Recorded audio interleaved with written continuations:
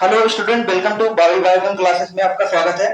Dear student, जैसा कि हम पढ़ रहे थे हेल्थ एंड डिजीज के बारे में, तो आज हम इसी चैप्टर को कंटिन्यू करेंगे। आज हम बात करेंगे स्टार्टिंग से। जैसा कि हम मॉलिक्यूलर बेसिस ऑफ इनहेरिटेंस पढ़ रहे थे, वंशागत का आणविक सिद्धांत, तो आई होप आपने मॉलिक्यूलर बेसिस ऑफ इनहेरिटेंस पूरे चैप्टर को अच्छे से कवर करा। तो आज हमने डीएनए फिंगरप्रिंटिंग को पढ़ाया भी है। आई होप आपको अच्छा लगा होगा वीडियो। तो डीएनए फिंगरप्रिंटिंग के बाद आपका मॉलिक्यूलर बेसिस ऑफ इनहेरिटेंस पूरा एकदम समाप्त हो गया है। और खास करके बात करें molecular basis of inheritance chapter की, तो उसमें एक भी कॉन्सेप्ट यानी कि एक भी टॉपिक को आपका छोड़ा नहीं गया है। मतलब कि मॉलिक्यूलर बेसिस ऑफ इनहेरिटेंस वाले चैप्टर को काफी डिटेल में कवर अप किया गया है। मतलब टोटल मिला के बात करें मॉलिक्यूलर बेसिस ऑफ इनहेरिटेंस में आपके लेवल 18 लेक्चर के आसपास लगा है। तो चैप्टर काफी लंबा था। और मॉलिक्यूलर बेसिस ऑफ इनहेरिटेंस खासकर क्लास 12 की बायोलॉजी में एक ऐसा चैप्टर है जो सबसे ज्यादा इंपॉर्टेंट और सबसे ज्यादा समझने वाला चैप्टर था। तो उसको हमने काफी देर तक काफी ज्यादा लेक्चर उसमें लिया, जिसकी वजह से अब बाकी के दो चैप्टर आपको मिलेंगे। वो चैप्टर कैसे हैं? वो चैप्टर ज्यादातर आपके कंसेप्चुअल होंगे और कम, मतलब कुल मिलाकर के छोटे चैप्टर है, उसमें कम टाइम लगेगा। और खास करके मॉलिक्यूलर बेसिस ऑफ इनहेरिटेंस के बाद वाला चैप्टर जो है आपका बायोटेक्नोलॉजी, जो कि हमने पढ़ा दिया है। Biotech molecular basis of inheritance से काफी मिलता जुलता है। जब तक आप मॉलिक्यूलर बेसिस ऑफ इनहेरिटेंस अच्छे से कवर नहीं करते, तब तक आपको बायोटेक अच्छे से समझ नहीं आएगा। तो आप बायोटेक का लेक्चर भी देख सकते हैं, पूरा आपको मिलेगा, वहां पर अपलोड हो गया है। तो आज हम पढ़ने वाले हैं dear student health and disease के बारे में। आज हम डिस्कस करने वाले हैं किसके बारे में? हेल्थ एंड डिजीज चैप्टर पढ़ेंगे, हेल्थ एंड डिजीज। तो बात करते हैं हेल्थ एंड डिजीज की।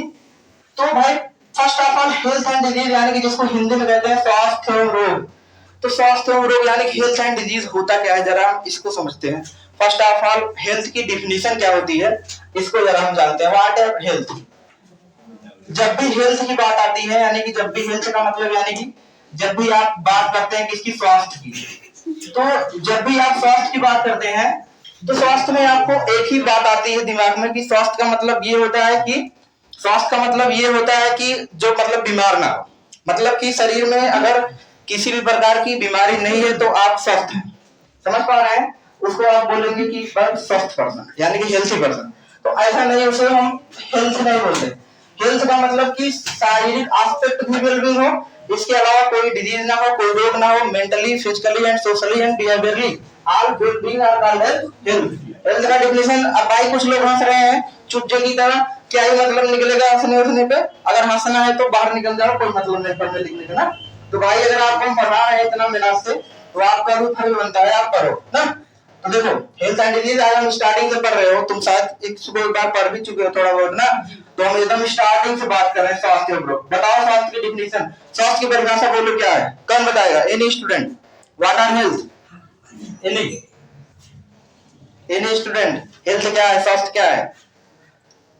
तुम लोग को लग रहा है केवल मतलब वीडियो लेक्चर बना रहे हैं। अरे भाई लेक्चर भी बना रहे हैं, तुमको भी पढ़ा रहे हैं ना। ऑफलाइन ऑनलाइन दोनों चल रहा है चीजें। ऑनलाइन वाले भी पढ़े, ऑफलाइन तो पढ़ ही रहे हो तुम लोग। स्वास्थ्य की परिभाषा कौन बताएगा? What are health? स्वास्थ्य क्या है बोलो। The person who is mentally, physically and socially are fit. Good. और कोई हेल्थ की डिफिनेशन? स्वास्थ्य का मतलब होता है कि these person are physically, socially, mentally and behaviorally are well-being are called as healthy person, उसे स्वास्थ्य बोलते हैं। जब भी स्वास्थ्य की बात आएगी तो आपके दिमाग में ये आएगा भाई, मतलब कि आपके अंदर अगर कोई बीमारी नहीं है तो आप हेल्थी हैं, आप स्वस्थ, एक स्वस्थ व्यक्ति कहलाएंगे। तो ऐसा नहीं है, पता लगा आप एकदम फिट हो, समझ पा रहे हो, एकदम हेल्थी हो, लेकिन आपका मेंटली डिस्टर्ब हो, एकदम समझ पा रहे हो। मेंटली डिस्टर्ब का मतलब कि दिमाग में पता लगा खुले बातें चल रहा है, तो कैसे हेल्थी रहोगे भाई? समझ पा रहे हो? हेल्थी का मतलब सभी एस्पेक्ट से, समझ पा रहे हो कि नहीं? कहने का मतलब इसमें किस एस्पेक्ट से?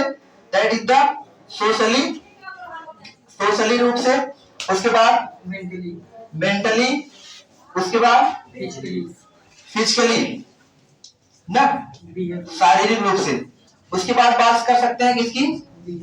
बिहेवियरली, आपका बिहेवियर कैसा है, आप किस तरीके से समाज को देखते हैं, बिहेवियर आपका कैसा है लोगों के प्रति।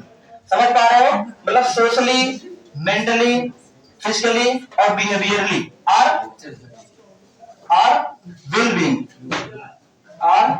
Will being is called health. उसे क्या कहते हैं, हेल्थ कहते हैं। अरे भाई पीछे तक आवाज जा रहा है कि जी जी नहीं, सुनाई देना चाहिए ना, माइक लगाने के बाद भी नहीं सुनाई देगा, क्या ही मतलब है माइक लगाने का। हाँ, तो हेल्थ का मतलब समझ में आया, शारीरिक रूप से, मानसिक रूप से, समझ पा रहे हो, व्यवहारिक रूप से ना, सामाजिक रूप से स्वस्थ व्यक्ति को मतलब बोलते हैं स्वास्थ्य। कहने का मतलब जब भी स्वास्थ्य की बात आएगी, स्वास्थ्य एक बहुत बड़ा टर्म है, ध्यान से देखना, शारीरिक रूप से, मानसिक रूप से, सामाजिक रूप से, समझ रहे हो, स्वस्थ व्यक्ति को बोलते हैं स्वास्थ्य, एक हेल्दी पर्सन बोलते हैं। इसके अलावा जब ये डिफिनीशन अभी हमने जो बताया अकॉर्डिंग टू, ध्यान देना है किसके अनुसार है, अकॉर्डिंग टू WHO। WHO यानी कि वर्ल्ड हेल्थ ऑर्गेनाइजेशन, WHO यानी कि World Health Organisation. World Health Organisation का मतलब विश्व स्वास्थ्य संगठन ना, इसके अनुसार। और WHO के अनुसार हेल्थ डे कब मनाया जाता है, स्वास्थ्य दिवस कब मनाया जाता है, स्वास्थ्य दिवस 7 अप्रैल को। आप क्या सेलिब्रेट करते हो, स्वास्थ्य दिवस ना, तो आप याद रखेंगे, यानी कि स्वास्थ्य दिवस कब मनाया जाता है, हेल्थ डे।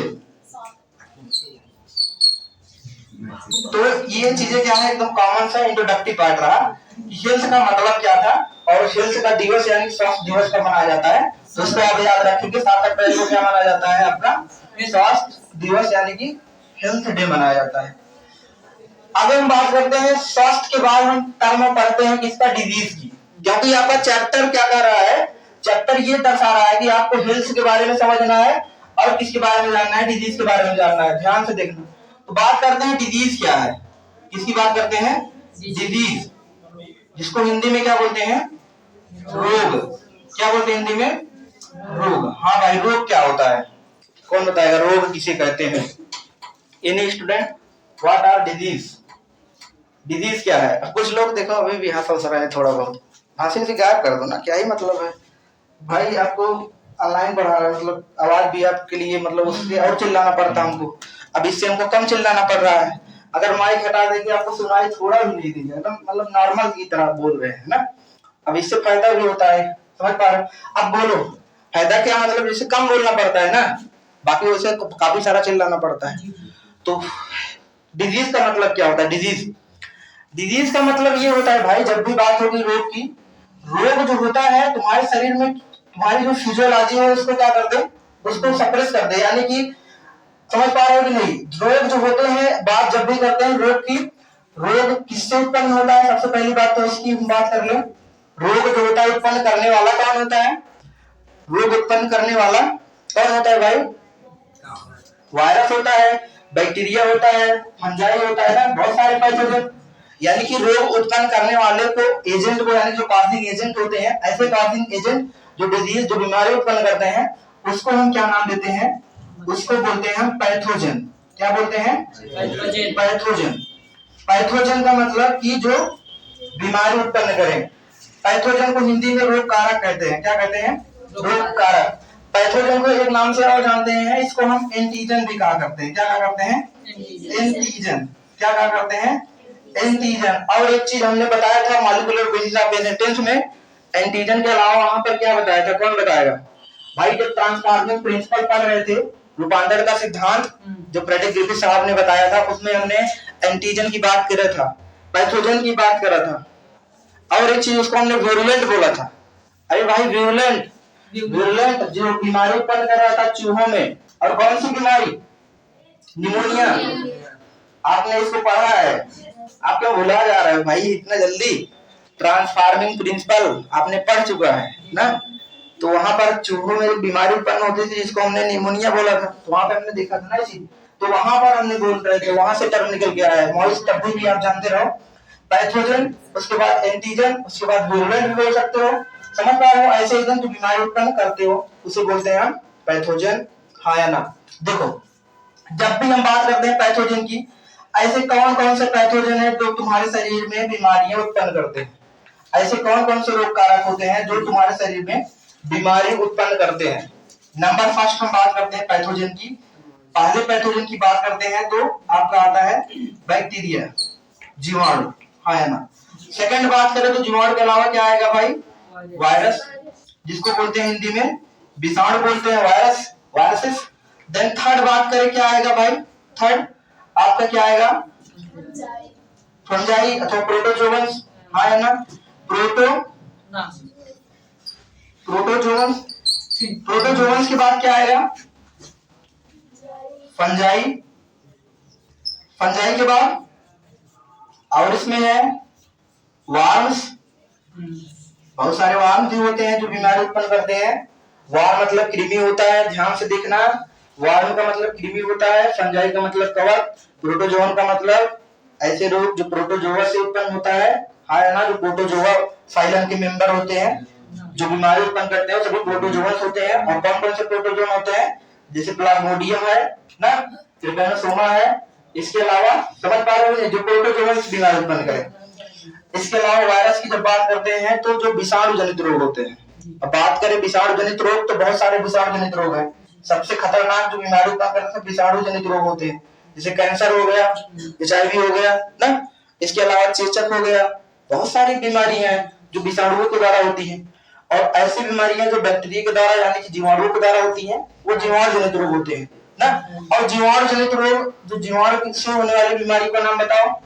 एक तो बीमारी का नाम बताओ जो जीवाणु से होती हो, एक तो ऐसी बीमारी का नाम बताओ जो बैक्टीरिया से होती हो, जो जीवाणु से होती हो। कौन बताएगा?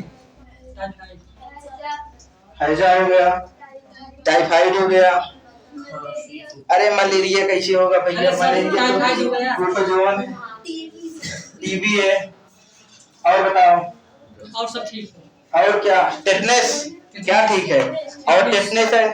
टेटनस के अलावा अभी काली खांसी कल बताया था, डिप्थीरिया, रोहिणी, मतलब बहुत सारी बीमारियां होती हैं जीवाणु से ना। देखा जाए तो मतलब ऐसी बीमारियां जो जीवाणु से होगी उसे जीवाणु जनित रोग कहेंगे। ऐसी बीमारियां जो विषाणु से होंगी विषाणु जनित रोग कहेंगे। ऐसी बीमारी जो प्रोटोजोआ से होंगी उसे प्रोटोजोआ। और जो प्रोटोजोआ से होने वाली बीमारियां अभी हम डिस्कस भी करेंगे, बहुत डिटेल में तक बात करेंगे। प्रोटोजोआ से बात करें एग्जांपल अगर इसकी होने वाली बीमारियां प्रोटोजोआ से, तो आपका क्या है? प्रोटोजोआ से होने वाली बीमारी है मलेरिया है। माइक शायद काम नहीं कर रहा है क्या? चार्जिंग इसका बहुत जल्दी खत्म मतलब हो जाता है। देखो प्रोटोजोआ से होने वाली बीमारी क्या है, जैसे पता नहीं कैसे मतलब चार्जिंग इसका बहुत जल्दी लगता है, चार्जिंग उतरता है, पता नहीं क्या ही दिक्कत है, तो इसको देखेंगे कभी। देखो प्रोटोजोआ से होने वाली बीमारी क्या है? आपका मलेरिया है। क्या है? जो कि आपके पेपर में आता है, इसके बारे में पढ़ेंगे काफी डिटेल में। मलेरिया के बारे में पढ़ेंगे हम, काफी डिटेल में पढ़ेंगे, हाँ या ना? तो प्रोटोजोआ से होने वाली बीमारी है जैसे मलेरिया है।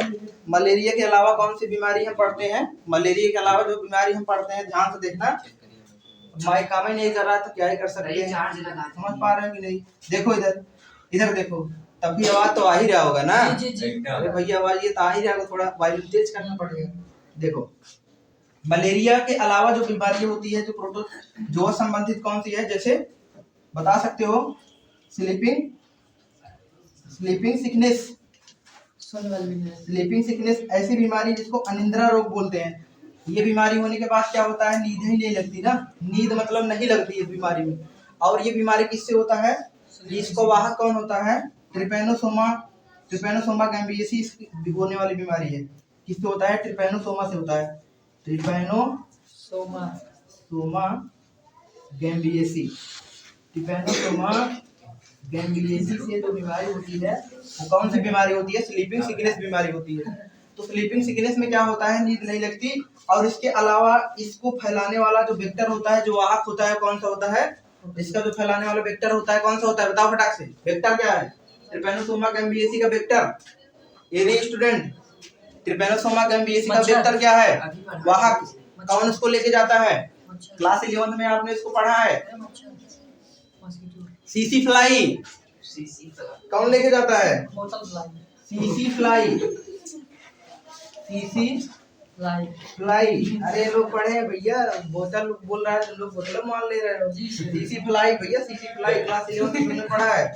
सीसी फ्लाई आ रहा है कि नहीं? नीचे तक, नीचे तक आ रहा है। उधर जा रहे कोई नहीं आ रहा है, ये यहाँ तक आ रहा है, नहीं आ रहा है, नहीं आ रहा है। सीसी फ्लाई क्या है? सीसी फ्लाई उसमें लेंगे आवाज, उसमें अभी आगे पढ़ेंगे भी।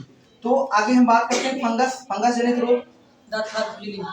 अच्छा, दांत खास खुजली, जैसे दांत ना रिंगवर्म ले सकते हो, रिंगवर्म जो मतलब, और दांत में कौन कौन से फंजाई, माइक्रोस्पर्मा, माइकोफाइटान, ट्राइकोफाइटान, ये सभी जो फंजाई होते हैं दांत बीमारी उत्पन्न करते हैं। बात करें वार्म, वार्म मतलब कृमि, कृमि मतलब बहुत सारे पैरासाइट होते हैं, बहुत सारे एंडोपैरासाइट, यानी तुम्हारे शरीर के अंदर आंतरिक परजीवी होते हैं। जैसे छोटे बच्चों में किचुआ जो हो जाता है, एस्केरिस ना, एस्केलमेंथिस का मेंबर है, हाँ उसी को बोलते हैं। मतलब वहाँ पे फाइलेरियल वार्म भी इसमें है, फाइलेरियल वार्म। और यहाँ पे 3 वार्म पढ़ते हैं, टैप वार्म, राउंड वार्म ना, फाइलेरियल वार्म, फिर फ्लैट वार्म पढ़ते हैं। आगे हम डिस्कस करेंगे काफी तह तक वार्म से होने वाली बीमारी। कुल मिलाकर के एक चीज ध्यान देना तुम लोग भाई, एक चीज ध्यान दो, अभी बतिया रहे हो कोई मतलब नहीं निकलेगी। इधर देखो, कहने का मतलब तुम्हारे चैप्टर में यही पूरा पढ़ना ही है। जीवाणु से जनित रोग पढ़ना है, उसके बाद विषाणु जनित रोग कौन कौन सी बीमारियां, ऐसी बीमारी जो विषाणु से होती हैं। प्रोटोजोआ से होने वाली बीमारी कौन सा है, फंजाई से होने वाली बीमारी कौन सी है ना भाई। उसके बाद वार्म से होने वाली बीमारियां तुम्हारे मतलब बुक्स में एक एक के बारे में काफी डिटेल में वर्णन किया है, और पूरे चैप्टर में यही है। इसके बाद जो हम पढ़ते हैं डिजीज, जितना पढ़ लेते हैं हमें होने वाली बीमारी जो जिससे हो रही बीमारी है, तो कॉजिंग एजेंट्स हैं, जो पैथोजन है, इनको जैसे ही हम पढ़ लेते हैं उसके बाद तुम्हारे चैप्टर में क्या दिया है, उसके बाद जो पढ़ना है, समझ पा रहे हो, कुछ ड्रग्स के बारे में दिया है ना, अल्कोहल की क्या क्या दुष्प्रभाव है, दुष्पयोग क्या क्या, मतलब उसका पूरा पढ़ना है, किस तरीके से नशे के बारे में मतलब पूरा है, समझ पा रहे हो।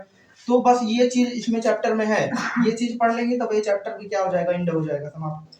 तो कहने का मतलब उसके बाद इस चैप्टर में एक टॉपिक बहुत इंपॉर्टेंट, एक चीज और जान लेंगे, इम्यूनिटी, प्रतिरक्षा बहुत ज्यादा इंपॉर्टेंट है इस चैप्टर में। तो ये सब पढ़ने के बाद हम जानेंगे प्रतिरक्षा क्या होती है, तो पहले हम इसके बारे में जानते हैं। तो कुल मिलाकर के हमने जाना कि बैक्टीरिया हो गया, वायरस हो गया, प्रोटोजोअन्स हो गया, फंजाई हो गया, वार्म हो गया, इन सबको मिलाकर के हम क्या बोल रहे हैं, ये सभी क्या है तुम्हारे, ये सभी क्या है, ये सभी क्या है, पैथोजन एंटीजन, यानी कि जिसको वेरुलेंट बोल रहे हैं, जो बीमारी उत्पन्न कर रहे हैं। मतलब कुल मिलाकर के ये सभी क्या है, आपके रोग कारक है। क्या है आपके रोग कारक, रोग कारक मतलब रोग उत्पन्न करने वाला। रोग उत्पन्न करने वाला कौन कौन है, जीवाणु है, विषाणु है, कवक है, हाँ या ना, वार्म है, कृमि है, ये सभी क्या है आपके रोग कारक है। रोग कारक मतलब रोग जो बीमारी उत्पन्न करता हो, समझ पा रहे हैं। रोग क्या होता है, यानी कि तुम्हारी जो फिजियोलॉजी है उसमें क्या करते, डिस्टरबेंस ला दे, समझ पा रहे हैं। नॉर्मल फिजियोलॉजी में डिस्टरबेंस ला दे, डिस्टरबेंस लाते ही क्या होगा, कुछ तुमको शरीर तुम्हारे अंदर क्या होगा, शरीर के तुम्हारे अंदर कुछ लक्षण दिखाई देंगे। वो लक्षण क्या हो सकते हैं, समझ पा रहे हो, वीकनेस होगी, कमजोरी होगी, थकान होगी, सिर दर्द होगा, हेडेक होगा, समझ पा रहे हैं कि नहीं। इसके अलावा वोमिटिंग भी हो सकती है, समझ, बॉडी पेन हो सकता है। ये ध्यान से देखना, ये जब जो सिम्टम है सभी डिजीज के एक कॉमन सिम्टम, सभी रोग के एक कॉमन लक्षण है ना। तो कहने का मतलब ये रही बीमारी। और जो बीमारी होती है मुख्य रूप से कितनी टाइप की होती है, अगर बात करें, ये बीमारियां मुख्य रूप से 2 प्रकार की होती है, ध्यान देना। अगर बात करें डिजीज की, तो डिजीज मुख्य रूप से कितने टाइप के होते हैं, 2 टाइप के होते हैं, हाँ ना। कौन कौन बोलो, जेनेटिक, जो डिजीज होता है 2 टाइप का होता है, एक होता है इन्फेक्शनस, एक होता है संक्रामक। इन्फेक्शनस डिजीज, इन्फेक्शनस डिजीज का मतलब कि संक्रामक रोग, जिसको संक्रमण बीमारी बोलते हैं, जो एक व्यक्ति से दूसरे व्यक्ति में आसानी से फैलती है, उसे बोलते हैं इन्फेक्शनस डिजीज बोलते हैं। और एक होता है नॉन इन्फेक्शनस, समझ पा रहे हैं, नॉन इन्फेक्शनस जो एक व्यक्ति से दूसरे व्यक्ति पे नहीं फैलता है, उसे हम असंक्रामक बीमारी बोल सकते हैं। और खास करके इन्फेक्शनस डिजीज जो होते हैं, जिसको बोलते हैं संक्रमण बीमारी, जो संक्रामक रोग एक व्यक्ति से दूसरे व्यक्ति में फैलते हैं। जैसे कौन सी बीमारियां हैं जो एक व्यक्ति से दूसरे व्यक्ति में फैल सकती है, बताओ तुम लोग। सर्दी, खांसी, जुकाम, बुखार, समझ पा रहे हो, जैसे नॉर्मली सर्दी का कोल्ड ले सकते हो, जिसको जुकाम भी तुम बोलते हो ना। इसके अलावा मतलब विषाणु से संबंधित जो विषाणु जनित रोग होते हैं, अधिकतर क्या होते हैं, एक व्यक्ति से दूसरे व्यक्ति में आसानी से फैल जाते हैं, समझ पा रहे हो। हाथ मिलाने से फैल सकते हैं, बहुत सारा मीडियम हो सकता है। और ये फैलने के मीडियम के आधार पर ये 2 प्रकार के होते हैं, डायरेक्ट होता है, इनडायरेक्ट होता है, ध्यान देना, ये भी समझ लो, एक डायरेक्ट, इनडायरेक्ट। और नॉन इन्फेक्शनस में जैसे जेनेटिक डिसऑर्डर वगैरह आएगा, जेनेटिक डिसऑर्डर मतलब ऐसी बीमारियां जिसको आनुवंशिक बीमारी बोलते हैं, इसको हम जेनेटिक्स में पढ़े हैं। आनुवंशिक बीमारी ऐसी बीमारी होती हैं जो एक पीढ़ी से दूसरी पीढ़ी में फैलती रहती है, जिसको हम पेडिग्री एनालिसिस के माध्यम से देखते हैं। हाँ ना, वहाँ पे हमने पेडिग्री एनालिसिस काफी डिटेल में पढ़ा। कहने का मतलब कि इसमें होता क्या है, समझ पा रहे हो कि नहीं? माता पिता से पोते में जाएगा ना, अरे माता पिता से बच्चे में जाएगा, फिर बच्चे से उनके बच्चे में, उनके बच्चे से, मतलब दादा से लेकर के, समझ पा रहे हो कि नहीं? एक पीढ़ी से दूसरी पीढ़ी में ट्रांसफर होता रहेगा। और आनुवंशिक बीमारियां बहुत सारी, बताओ एक दो जेनेटिक डिजीज का नाम बताओ, एक दो आनुवंशिक बीमारी का नाम बताओ, बोलो फटाक से। आनुवंशिक बीमारियों का नाम बताओ।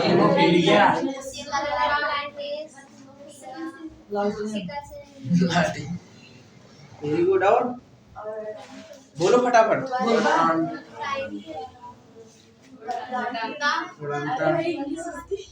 अच्छा समझ पा रहे हो, बहुत सारी बीमारी है, डाउन सिंड्रोम, बहुत सारा है ना, ये सब जेनेटिक डिसऑर्डर ही है। दो प्रकार का था ना जेनेटिक डिसऑर्डर, एक क्रोमोसोमल डिसऑर्डर और एक क्या था, मेंडेलियन डिसऑर्डर, सब हम पढ़ चुके हैं ना। जी जी। तो आगे हम देखते हैं, यानी कि डिजीज जो फैलता है दो टाइप से फैलता है, एक तो डायरेक्ट फैलता है, एक इनडायरेक्ट फैलता है। हाँ ना, मतलब प्रत्यक्ष अप्रत्यक्ष। एक होता है डायरेक्ट, फिजिकल डायरेक्ट क्या होता है बताओ फटाक से। जो सब फिजिकल कॉन्टेक्ट होता है डायरेक्ट, एक डायरेक्ट फैलता है, एक इनडायरेक्ट। कौन बताएगा डायरेक्ट क्या है? डायरेक्ट कैसे फैलता है, जिसको बोलते हैं प्रत्यक्ष, एक व्यक्ति से दूसरे व्यक्ति में आसानी से हाथ मिलाने से फिजिकल कंटामिनेशन कुल मिला के बात कर सकते हैं। मतलब कि हाथ मिलाने से पहले, during kissing, during sexual vaginal fluid transmitted, समझ पा रहे हो कि नहीं? तो उस समय एक व्यक्ति दूसरे व्यक्ति में आसानी से जब फैले, संपर्क में कुल मिलाकर के एक व्यक्ति दूसरे व्यक्ति के संपर्क से फैले, उसे डायरेक्ट यानी डायरेक्ट हो रहा है। इनडायरेक्ट मतलब जब संपर्क से ना फैले, मतलब कि इनडायरेक्ट मतलब यहीं पे हम समझ सकते हैं, जैसे सपोज करो यहाँ पे बहुत सारा पैथोजन है, बोर्ड पे बहुत सारा पैथोजन लगा है, भाई हो भी सकता है बहुत सारा पैथोजन। अब हम इसको इस तरीके से मिटाया, अब हमने इस तरीके से इसको मिटाया तो पैथोजन कहाँ आया, हमारे हाथ में आया, मतलब इस तरीके से। तो कुल मिलाकर के यहाँ पे क्या हो रहा है, इनडायरेक्ट रूप से कोई भी वस्तु हम पकड़ रहे हैं, कोई भी वस्तु छू रहे हैं, उसमें जो पैथोजन लगा है हमारी बॉडी में आ जा रहा है। अब ये पैथोजन, अगर ये पैथोजन हमारे शरीर के अंदर जाएगा तो क्या करेगा भाई, बीमारी पैदा करेगा। और कैसे जाएगा पैथोजन, अगर हमने खाना खाते समय हाथ नहीं धोया, ऐसे खाया तो बीमारी उत्पन्न हो सकता है। सपोज करो टाइफाइड का बैक्टीरिया यहाँ पे बैठा हो, अगर टाइफाइड साल्मोनेला टाइफी का जीवाणु उसमें है तो क्या होगा, साल्मोनेला टाइफी का जीवाणु हमारे कहाँ जाएगा, हाथ में जाएगा। हाथ में टाइफाइड का जीवाणु जाते ही क्या करेगा, कितने समय बाद, कौन बताएगा? टाइफाइड का जीवाणु साल्मोनेला टाइफी अगर हाथों में गया, अगर पहुंचा तुम्हारे शरीर के अंदर, क्या करता है 24 घंटे में जो भी क्या करेगा, लगभग एक हफ्ता का टाइम लगेगा, 1 वीक में क्या आएगा तुमको, बुखार आएगा। बुखार आएगा, तुम समझ पा रहे हो नहीं, नॉर्मल दवा खा के सिर्फ सोचो कि आराम कर ले ठीक हो जाएगा, लेकिन फिर समझ पा रहे हो नहीं, फिर जब ब्लड का टेस्ट कराओगे तब बिडाल पॉजिटिव हो जाता है, समझ पा रहे हो, वहां पे बात करेंगे। तो ये क्या रहा, इनडायरेक्ट रहा। जैसे यही डस्टर, ये अगर डस्टर को हम टच कर रहे हैं तब भी अगर कोई पैथोजन डस्टर में लगा था, अगर हमारे शरीर में, बॉडी में आया, हाथ में आया, कुल मिला, समझ पा रहे हो कि नहीं, आया कि नहीं, पैथोजन आया। अब पैथोजन आया, अब हमने खाना खाया, अंदर गया, तो कुल मिलाकर के कहीं से भी इनडायरेक्ट रूप से, इनडायरेक्ट मतलब अप्रत्यक्ष मतलब किसी वस्तु के द्वारा जब हम छू रहे हैं, समझ पा रहे। और डायरेक्ट का मतलब ना, यानी कि फिजिकली। कुल मिलाकर के समझ में आया कि नहीं ये चीज? हाँ, आगे हम बढ़ जाते हैं।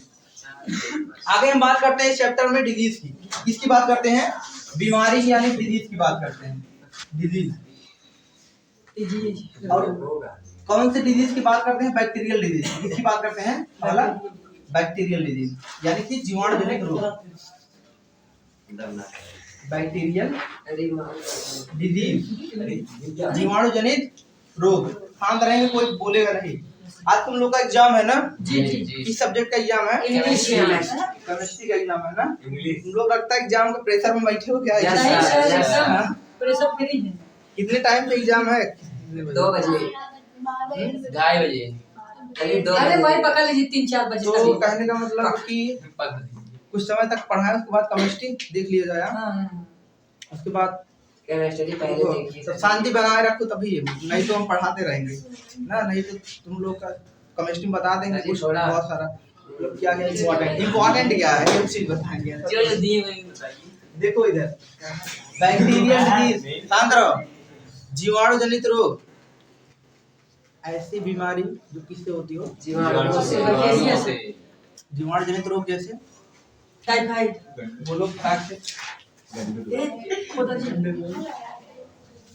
जैसे क्या? Typhoid, typhoid. हम पहले ही बात कर लेते हैं टाइफाइड की, किसकी बात कर लेते हैं? टाइफाइड की बात कर लेते हैं, किसकी बात कर लेते हैं? टाइफाइड। टाइफाइड। भाई टाइफाइड क्या होता है, ध्यान से देखना। टाइफाइड को, टाइफाइड तो बोलते हैं, इसके अलावा इसको हम एक नाम, दो नाम से और जानते हैं शायद। इसको मियादी बुखार भी कहते हैं और इसको आंत ज्वर भी कहते हैं ना। जी जी जी। आंत का बुखार और मियादी बुखार। मियादी बुखार क्यों कहते हैं?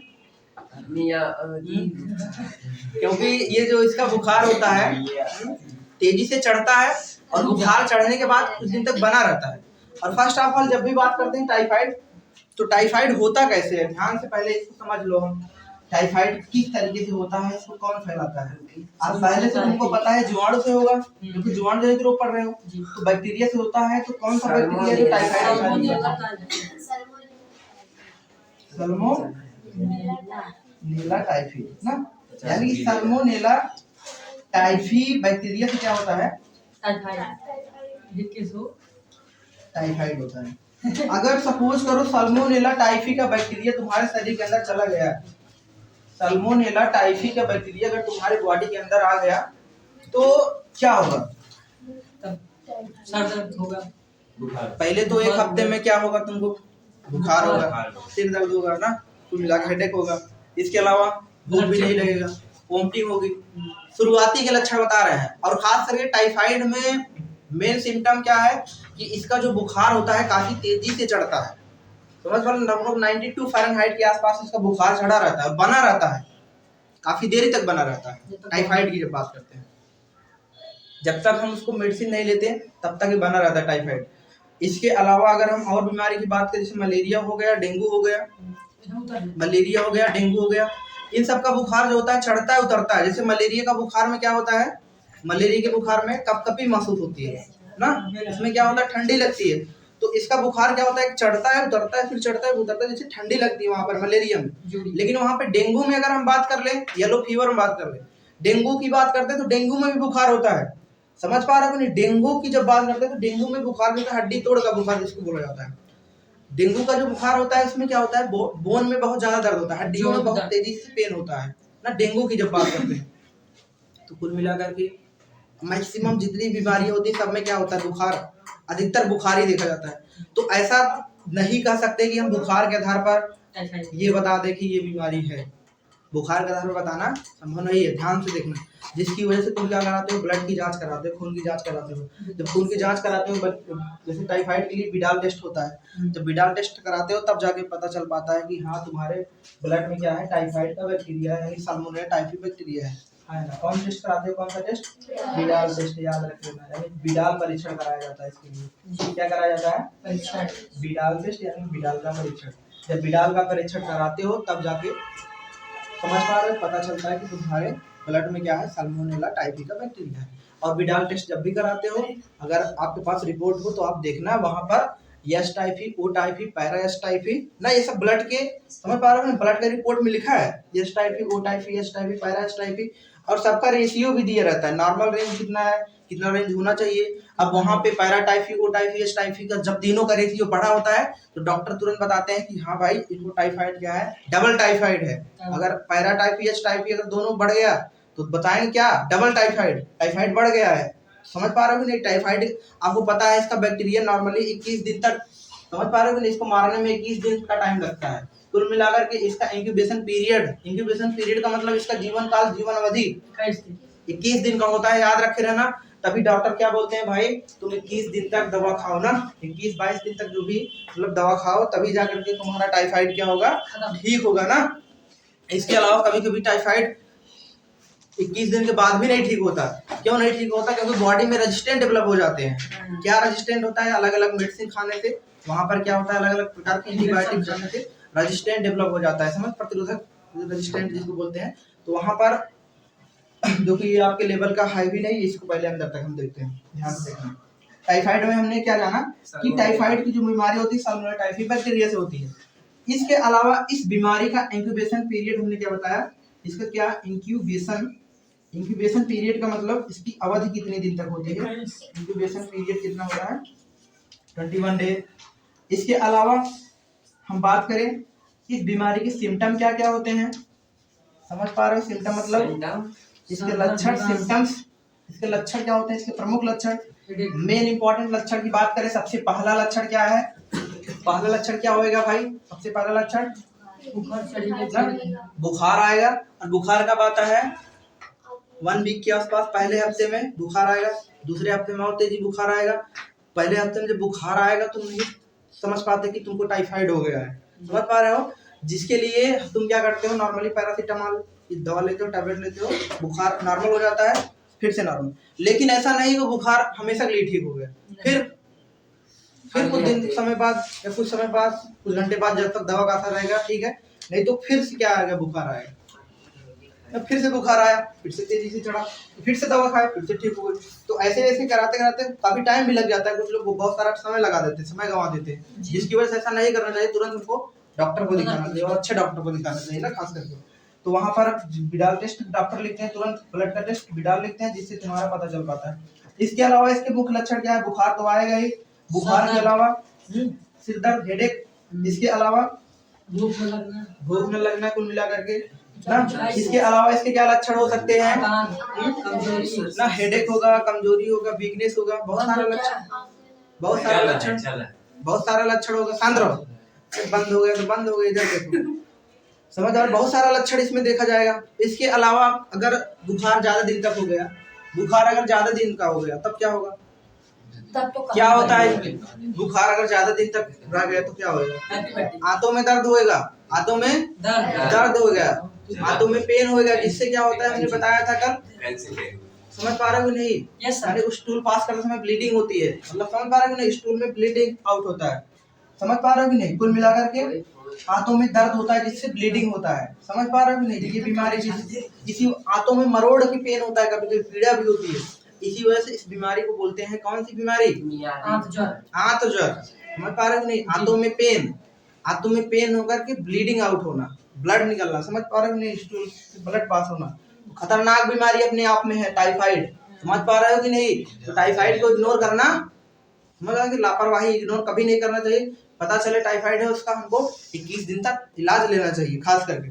और एक चीज, अरे भैया मेन चीज ये तो बताया नहीं, मेन चीज ये तो बताया नहीं, तुम लोग पूछे भी नहीं, मेन चीज मतलब कि टाइफाइड जो होता है किससे फैलता है, टाइफाइड आखिर हुआ क्यों, क्या करने से हुआ टाइफाइड, क्या खाने से हुआ टाइफाइड, किससे फैला टाइफाइड, बिना धोए भोजन खाना ना, transmitted for contaminated food and water, दूषित जल और दूषित भोजन करने से। एक बात समझ लो, क्या करने से टाइफाइड हुआ, क्या खाने से हुआ टाइफाइड, इसको जान लेना बहुत इंपॉर्टेंट, यानी कि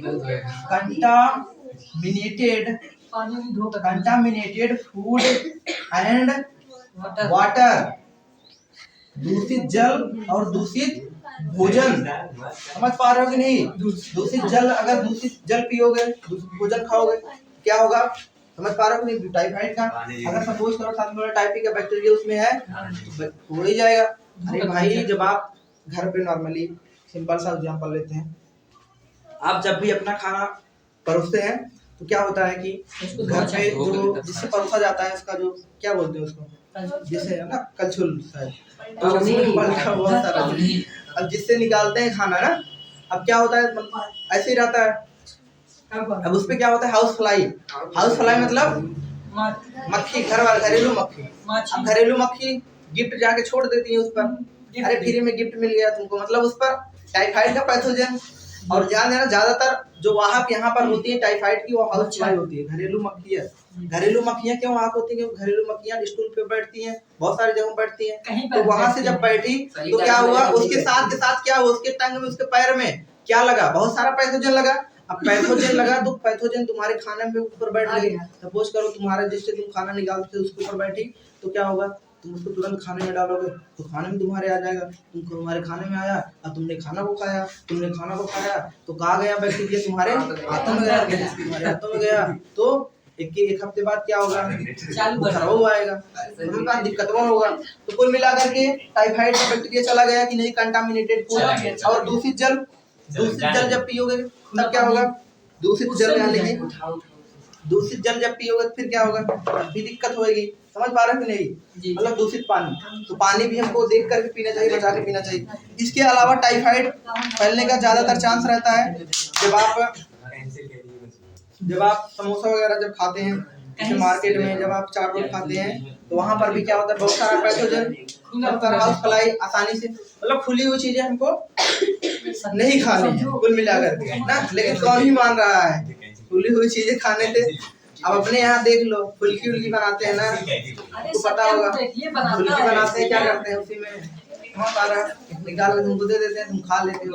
अरे भाई हमारे कहने का मतलब ये नहीं तुम फुल्की मत खाओ, मान रहो, ये नहीं कि तुम फुल्की मत खाओ, कुल मिलाकर के फुल्की खाओ, लेकिन अरे भैया वहाँ पर